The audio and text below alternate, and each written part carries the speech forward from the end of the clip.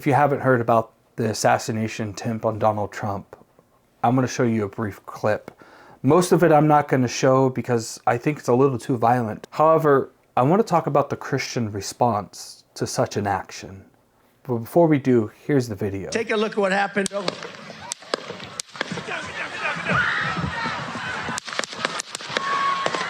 What a moment in our history in this country. The only thing I can equate it to is when 9/11 happened and I was in high school and I remembered that moment. That's the same feeling I have right now. And I want to talk to you very briefly about how we should respond as Christians. I want to address our language for just a moment. You know this old adage that sticks and stones may break my bones, but words may never hurt me? This isn't exactly true. In fact, it is something that the Bible doesn't actually teach at all whatsoever. Though Christians should be thick-skinned and let things roll off of them, our language does have an impact on other people. In fact, the Bible describes it as a little rudder that can steer a whole ship. This little thing in our mouth called the tongue can either rise empires, create Christians, or destroy a nation, all with the same exact tool.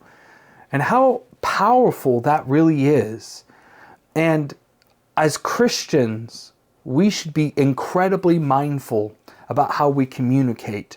Because when we say evil things or rhetoric like we hear on both sides of the political aisle, I don't care if you're a Democrat or a Republican, if you don't recognize that the language we use to talk about one another is disgusting and vile, you need to look no farther than this is the result of foul language. This is the result of stirring people up, not of good works, but to evil works. The second thing I would like to talk to you about very briefly is about Christians and our behavior. We are not a violent people. And though the world is so violent and so chaotic, Christians stand apart in the fact that we are loving and caring.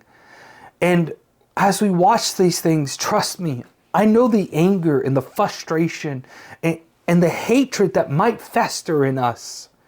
But we can't allow Satan to have a foothold in our heart. It's not acceptable. We as Christians are unique among this world. And we are to be loving and caring and kind. And we are to be uplifting. Don't let this moment in this country's history ruin you. Don't let this moment make you angry or fester. All Satan is looking for is that little foothold to get into your life and to corrupt you and to make you something you're not. The world has always been evil. When God does not prevail in people's life, this is what we see.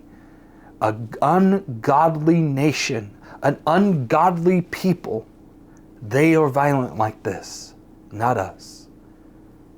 If you would, pray for all the families that have something to do with this rally and maybe the damage that happened upon the family that this person passed away. Pray for our president that he would never enact things that would hinder you and I from worshiping God.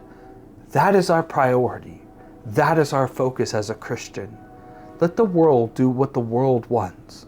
And let us Christians stand apart and try to unite everybody, not in worldly things, not in politics, but grounded in God's truth, the Holy Bible. Thank you for tuning in to this episode of Faith Uncovered, and I hope that I have encouraged you and helped you in some way. Comment below. We'd like to hear what you think about this shooting and what you think Christians should do in response. Thank you, and have a blessed day.